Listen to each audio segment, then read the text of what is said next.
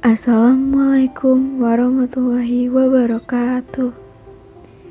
Kami dari kelompok 3, di sini kami akan mempresentasikan tentang toleransi, rukun, dan menghindarkan diri dari tindak kekerasan. Sebelum itu, kami akan memperkenalkan diri kami terlebih dahulu. Kelompok kami terdiri dari Berliana Fatarani, Fiza Rizkia Ramadhani, Muhammad Dehya, Muhammad Wiratsongko, Raden Muhammad Syawal Aldafa, dan Syah Syafiq Mutawa Arif. Toleransi. Toleransi adalah sikap tenggang rasa, menghargai, membiarkan, atau membolehkan orang lain untuk berpendapat atau berpendirian yang berbeda dengan dirinya. Toleransi dalam bahasa Arab adalah tasamuh, yang artinya sama-sama berlaku baik, lemah lembut, dan saling pemaaf. Dalam pengertian umum, toleransi adalah sikap akhlak terpuji dalam pergaulan. Toleransi dalam Islam. Toleransi dalam Islam bukan berarti bersikap sinkretis. Pemahaman yang sinkretis dalam toleransi beragama merupakan kesalahan dalam memahami arti tasamuh, yang berarti menghargai, yang dapat mengakibatkan percampuran antar yang hak dan yang batil. Karena sikap sinkretis adalah sikap yang menganggap semua agama sama. Sementara, sikap toleransi dalam Islam adalah sikap menghargai dan menghormati keyakinan dan agama lain di luar Islam. Bukan menyamakan atau mensederajatkan dengan keyakinan Islam itu sendiri. Sikap toleransi dalam Islam yang berhubungan dengan akidah sangat jelas, yaitu ketika Allah Subhanahu wa Ta'ala memerintahkan kepada Rasulullah SAW untuk mengajak para ahli Alkitab untuk hanya menyembah dan tidak menyekutukan Allah Subhanahu wa Ta'ala. Selanjutnya, apa aja sih penerapan toleransi dalam kehidupan sehari-hari? Yang pertama, tidak memaksakan keyakinan kepada orang lain karena tidak dibenarkan oleh agama dan akal sehat. Yang kedua, sabar dalam menghadapi sikap orang-orang yang mendustakan Islam, sebagaimana Rasul terdahulu. Yang ketiga, bersahaja dalam melaksanakan dakwah, tidak mengikuti jalan pikiran objek dakwah. Yang keempat, bebas menjalin hubungan dengan non-muslim selama tidak menyangkut masalah akidah dan ibadah. Setelah menerapkan toleransi dalam kehidupan sehari-hari, maka kita akan mendapatkan hikmahnya loh. Hikmah bertoleransi dalam kehidupan sehari-hari yaitu menghargai sesama ciptaan Allah Subhanahu wa Ta'ala, menghindari terjadinya perpecahan, memperkokoh silaturahmi dan menerima perbedaan, tenggang rasa dan suka menolong kepada orang lain, serta menciptakan kehidupan masyarakat yang aman dan damai. Adapun hadis yang menjelaskan tentang toleransi yang terdapat dalam hadis riwayat Muslim nomor 65 dan hadis riwayat Ahmad nomor 6278. Saya akan membacakan hadis riwayat Muslim nomor 65 yang berbunyi, wa haddatsani Zuhair bin Harbin haddatsana Yahya bin Sa'id an Husainil Muallim an Qatadah an Anas an Nabiyyi sallallahu alaihi wasallam qala walladzi nafsi biyadihi la yu'minu abadun hatta yuhibbu li jarihi aw qala li akhihi ma yuhibbu li nafsi, yang artinya telah menceritakan kepada kami Zuhair bin Harb telah menceritakan kepada kami Yahya bin Sa'id dari Husain al-Muallim, dari Qatadah, dari Anas, dari Nabi Shallallahu Alaihi Wasallam.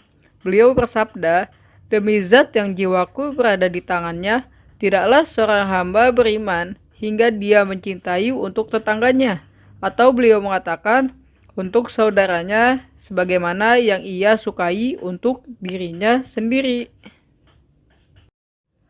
Saya juga akan membacakan hadis riwayat Ahmad nomor 6278 yang berbunyi, Haddatsana Abdullah ibnu Yazid, Haddatsana Haywatu wa ibnu Lahiyah, qala akhbarana Syurahbil bin Syarik annahu sami'a Aba Abdirrahmanil Hubuli yuhaddisu an Abdillah ibni Umar ibni al-Asi an Rasulillahi sallallahu alaihi wasallam annahu qala khairul ashabi indallah khairuhum li sahibihi wa khairul jiran indallahi khairuhum li jarih, yang artinya telah menceritakan kepada kami Abdullah bin Yazid telah menceritakan kepada kami Haywah dan Ibnu Lahiyah.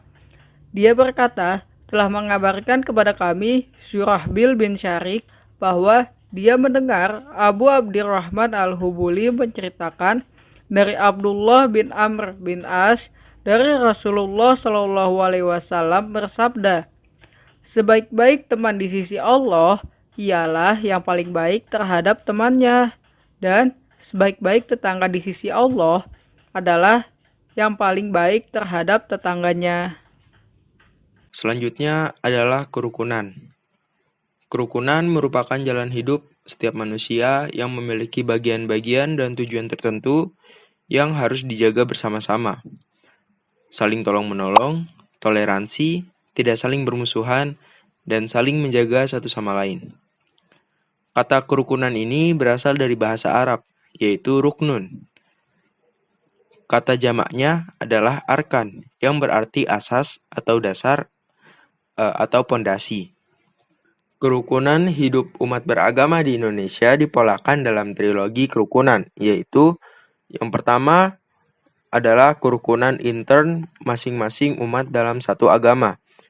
Kerukunan ini terjadi di antara aliran-aliran atau paham-paham atau mazhab-mazhab yang ada dalam suatu umat atau komunitas agama tersebut. Yang kedua, kerukunan di antara umat atau komunitas agama yang berbeda-beda. Kerukunan ini terjadi di antara para pemeluk agama-agama yang berbeda-beda, yaitu di antara pemeluk Islam dengan pemeluk Kristen Protestan, Katolik, Hindu, dan Buddha. Lalu yang ketiga adalah kerukunan antar umat atau komunitas agama dengan pemerintah. Kerukunan ini dilakukan supaya dapat diupayakan keserasian dan keselarasan antara para pemeluk atau pejabat agama dengan para pemerintah. Selanjutnya ada hadis terkait yang menjelaskan. Bismillahirrahmanirrahim. Qala al-Imam Ahmad haddatsana Hasan haddatsana Ibnu Lahiyah haddatsana Yahya ibnu Abdillah an Abi Abdirrahmani an Abdillah ibni Amri qala Ja'a Hamzatu ibnu Abdil Muttalibi ila Rasulullah sallallahu alaihi wasallam faqala ya Rasulullah ij'alni ala syai'i aisyu bihi faqala Rasulullah sallallahu alaihi wasallam ya Hamzah nafsu tuhiha ahabbu ilaika ama nafsu tumituha qala bal nafsu uhiha qala alaika binafsika, yang artinya Imam Ahmad mengatakan telah menceritakan kepada kami Hasan, telah menceritakan kepada kami Ibnu Luhayyah, telah menceritakan kepada kami Huyai Ibnu Abdullah dari Abu Abdurrahman al-Habli dari Abdullah Ibnu Amr yang telah mengatakan bahwa Hamzah Ibnu Abdul Muthalib datang kepada Rasulullah SAW lalu bertanya, wahai Rasulullah, berikanlah kepadaku sesuatu pegangan untuk kehidupanku. Rasulullah SAW menjawab, hai Hamzah, jiwa seseorang yang kamu pelihara kehidupannya lebih kamu sukai ataukah jiwa seseorang yang kamu matikan?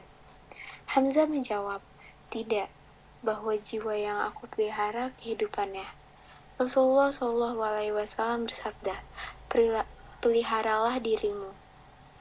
Untuk selanjutnya adalah penjelasan tentang menghindari tindakan kekerasan. Adapun beberapa cara untuk menghindari tindakan kekerasan tersebut. Yang pertama, selalu menghargai atau menghormati akidah orang lain. Yang kedua, selalu bersikap waspada dengan orang yang terlihat mencurigakan. Yang ketiga, selalu menghormati pendapat orang lain. Yang keempat, selalu menghindari sikap egois, angkuh, dan sombong.